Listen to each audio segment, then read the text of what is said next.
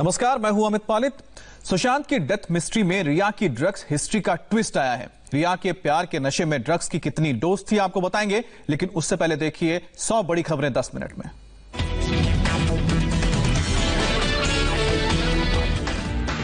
रिया पर एनसीबी का शिकंजा कसना शुरू, केपीएस मल्होत्रा करेंगे ड्रग्स एंगल की जांच। सुशांत केस में पूछताछ के लिए ईडी ने जया साहा को भेजा है नोटिस। रिया ड्रग्स कनेक्शन में भी सामने आया है जया साहा का नाम।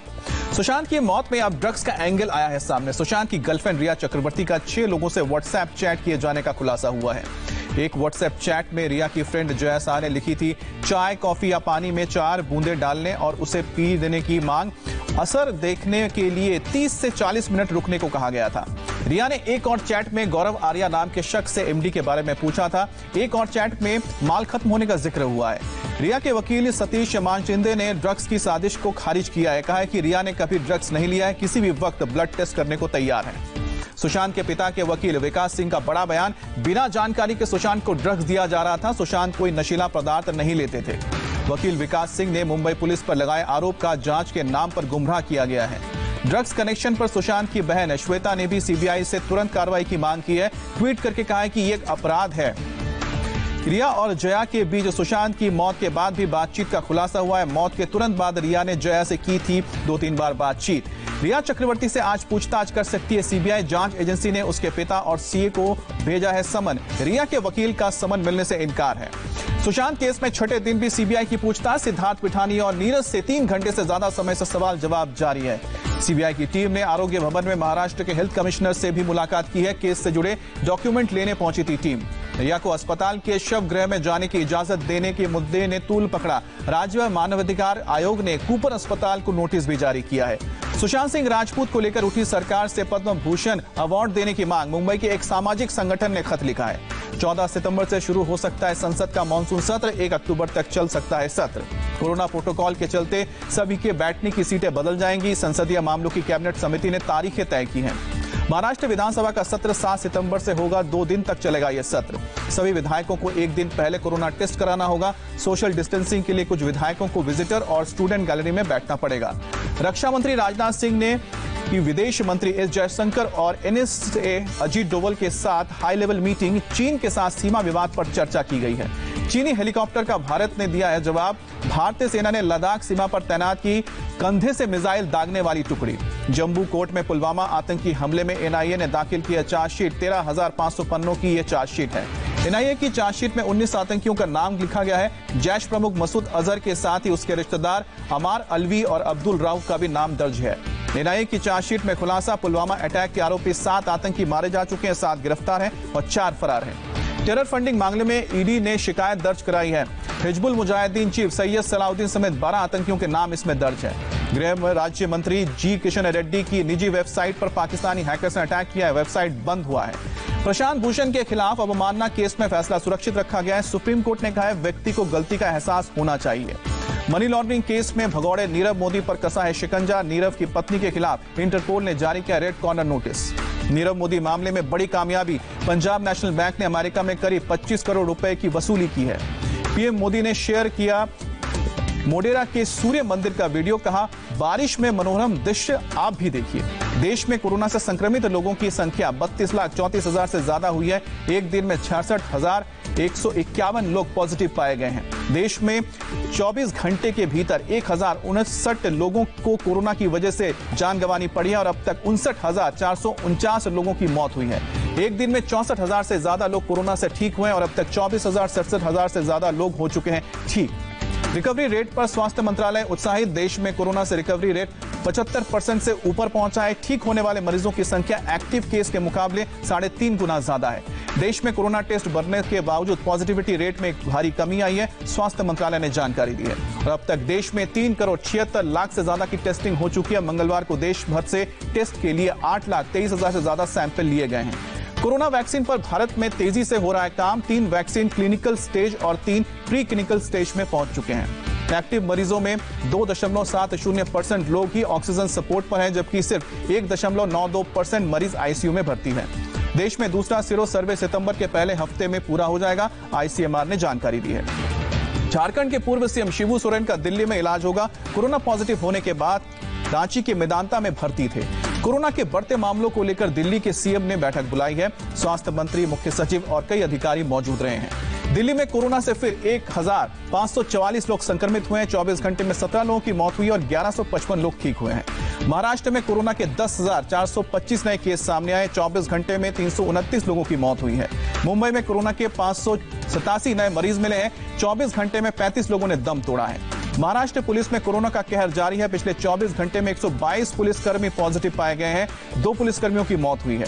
नागपुर के ज्वाइंट कमिश्नर और पुलिस सहित 46 पुलिसकर्मी कोरोना पॉजिटिव। 31 अगस्त तक बंद रहेगा पुलिस कमिश्नर का कार्यालय। सैनिटाइजेशन का काम जारी है। यूपी में बीते 24 घंटे में 5124 लोग कोरोना से संक्रमित हुए। 73 लोगों की मौत हुई है। पश्चिम बंगाल में फिर से 2964 लोगों की कोरोना पॉजिटिव रिपोर्ट आई है। राज्य का कोरोना ग्राफ अब 1,44,000 के पार पहुंचा है। गुजरात में बीते 24 घंटे में कोरोना से 1096 लोग संक्रमित हुए हैं। 20 लोगों की जान गई है। बिहार में एक दिन में कोरोना के 1444 नए केस सामने आए हैं। 17 लोगों की जान गई है और अब तक 1,24,826 लोग संक्रमित हैं। रिकवरी रेट 84% के करीब है। ओडिशा में एक दिन में कोरोना के 3,371 नए केस मिले हैं। पिछले 24 घंटे में 13 कोरोना संक्रमितों की मौत हुई है। मध्य प्रदेश में 24 घंटे में रिकॉर्ड 1,374 मामले सामने आए हैं। 19 लोगों की मौत हुई है। टोटल पॉजिटिव केस 55,000 के पार है। राजस्थान में एक दिन में कोरोना के 10 नए केस मिले हैं। 24 घंटे में कोरोना से 6 लोगों की मौत हुई है। राजस्थान में अब तक 73,935 केस सामने आ चुके हैं। पंजाब में एक दिन में कोरोना के 1293 नए केस मिले हैं। 49 लोगों की जान गई है। संक्रमितों की कुल संख्या 44,000 के पार है। अब तक 1178 लोगों की मौत हो चुकी है। कर्नाटक में कोरोना के 8,161 नए केस मिले हैं। 24 घंटे में 148 लोगों की जान गई है। तमिलनाडु में कोरोना से फिर से 5,951 लोग संक्रमित मिले हैं। एक दिन में 107 लोगों की जान गई है। आंध्र प्रदेश में कोरोना के 9,927 नए केस मिले हैं। 24 घंटे में 92 लोगों की मौत हुई है। तेलंगाना में एक दिन में कोरोना के 3,018 मामले, 10 मरीजों की मौत हुई है। केरल में कोरोना के 2,375 नए मामले मिले हैं और अब तक 40,000 से ज्यादा लोग ठीक हो चुके हैं। पुडुचेरी में एक दिन में 511 नए केस मिले। पिछले 24 घंटे में 8 नए केस आए हैं और 213 मरीज रिकवर हुए हैं। असम के पूर्व सीएम तरुण गोगोई भी कोरोना पॉजिटिव पाए गए हैं। संपर्क में आने वालों को टेस्ट करने की सलाह दी गई है। केरल के पद्मनाभ मंदिर में दर्शन के लिए एक दिन पहले करना होगा ऑनलाइन रजिस्ट्रेशन। फॉर्म के साथ आधार कार्ड भी लाना होगा। पुडुचेरी के अस्पताल में कोरोना मरीज ने फांसी लगाकर खुदकुशी करने की कोशिश की। हालत गंभीर है। प्रणब मुखर्जी की हालत में कोई सुधार नहीं है। आर्मी हॉस्पिटल में वेंटिलेटर सपोर्ट पर है पूर्व राष्ट्रपति। दिल्ली का होटल ताज पैलेस फिर से खुला। कोरोना संकट के कारण बंद किया गया था होटल। सैनिटाइजेशन और थर्मल स्क्रीनिंग के बाद ही एंट्री मिलेगी। दुनिया में कोरोना के मामले 2,40,00,000 के पार और अब तक 8,21,000 से ज्यादा लोगों की मौत हुई है। दिल्ली के विजय चौक के पास से सीआरपीएफ ने एक संदिग्ध को पकड़ा है। शख्स के पास से 2 आई कार्ड मिले हैं। दोनों में नाम अलग अलग है। संसद मार्ग थाने में हो रही है पूछताछ। जम्मू कश्मीर के बारामूला में शहीद सिपाही मनीष को सीएम शिवराज सिंह चौहान ने श्रद्धांजलि दी। परिवार के एक सदस्य को सरकारी नौकरी देने का भी वादा किया है। लखनऊ हरदोई रोड पर 2 रोडवेज बसों की टक्कर हादसे में एक ड्राइवर समेत 6 लोगों की मौत और 8 लोग घायल हुए हैं। मुंबई के वर्ली में एक बहुमंजिला इमारत के 10वीं फ्लोर पर आग लगी। सभी लोग सुरक्षित बाहर निकाले गए। फायर ब्रिगेड ने आग पर काबू पाया है। बंगाल के फूलवाड़ी में एक तेल कंपनी में लगी आग। फायर ब्रिगेड ने आग पर काबू पाया। हिमाचल के कुल्लू में एक मिक्सिंग प्लांट में लगी आग। दमकल की गाड़ियों ने आग पर काबू पाया। मध्य प्रदेश के देवास में रेस्क्यू ऑपरेशन जारी। लाल गेट इलाके में गिरा था 2 मंजिला मकान और अब तक 8 लोगों को अस्पताल पहुंचाया गया है। महाराष्ट्र के रायगढ़ में मरने वालों का आंकड़ा 15 तक पहुंचा। सोमवार को गिरी थी 5 मंजिला इमारत। महाराष्ट्र सरकार ने मृतकों के परिवारों को 5-5 लाख रुपए मुआवजा देने का ऐलान किया है और घायलों को 50,000 रुपए की सहायता मिलेगी। गुजरात के जामनगर में सरकारी अस्पताल के आईसीयू वार्ड में अचानक आग लगी। आग से किसी को हताहत होने की खबर नहीं है। आग लगने की वजह अभी तक नहीं पता लगी है। बिहार में विधानसभा चुनाव से पहले 10 आईएएस अधिकारियों का ट्रांसफर किया गया है। 8 आईपीएस अधिकारियों का भी तबादला हुआ है। दिल्ली के आईएसबीटी पर सुबह सुबह ट्रैफिक जाम, रेंगती नजर आई गाड़ियां। देश के अलग अलग हिस्सों में बारिश जारी। मंगलवार को गुजरात में बारिश से 12 मौतें हुई हैं। जम्मू कश्मीर में 4 लोगों की जान गई और ओडिशा में 1400 लोगों को सुरक्षित जगहों तक पहुंचाया गया है।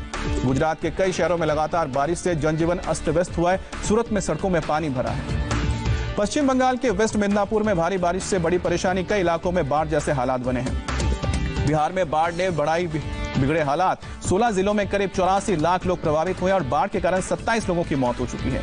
दिल्ली के हथनीकुंड बैराज से आज सुबह 13,433 क्यूसेक पानी छोड़ा गया है। पुराने यमुना पुल पर 203 मीटर तक ऊपर पानी पहुंचा है। जम्मू कश्मीर के राजौरी में नदियां उफान पर है। कई नदियां खतरे के निशान के ऊपर बह रही हैं। जम्मू में लगातार हो रही तेज बारिश, शहर के कई इलाकों में भरा बारिश का पानी। किन्नौर में सतलुज नदी में आईटीबीपी जापान की जीप गिरी, 2 जवान अभी भी लापता। अमेरिका के क्योनोसा में कर्फ्यू के बावजूद जबरदस्त प्रदर्शनकारियों ने कई गाड़ियों और इमारत में आग लगाई। एक अश्वेत शख्स को गोली मारे जाने से भड़के हैं लोग। अफगानिस्तान में हुए अलग अलग हमलों में 12 लोगों की जान गई है। उत्तरी इलाके में तालिबान ने अफगान सुरक्षा बलों के कमांडो के केंद्र को निशाना बनाकर ट्रक से बम विस्फोट किया था। पाकिस्तान में मूसलाधार बारिश से बिगड़े हालात, अब तक 90 लोगों की जान गई है। कराची के कई इलाकों में मकान दुकान सब डूबे। बलूचिस्तान में भी जबरदस्त तबाही। इटली में टॉर्नेडो ने मचाई आफत, तेज हवा के कारण कई लोग घायल हुए। सैंडी बीच इलाके में उठा रेत का गुबार। रूस के एक जंगल में फैली आग, 82 हेक्टेयर एरिया जलकर पूरी तरह से खाक हुआ। एयरक्राफ्ट से आग पर काबू पाने की कोशिश की जा रही है। अब तक हजारों लोगों को दूसरी जगह शिफ्ट किया गया है। इंग्लैंड के तेज गेंदबाज जेम्स एंडरसन के नाम नया रिकॉर्ड, 600 विकेट लेने वाले बने पहले तेज गेंदबाज। रूस में इंटरनेशनल आर्मी गेम्स की शुरुआत, चीन के सैनिक भी इसमें हिस्सा लेने के लिए मॉस्को पहुंचे हैं।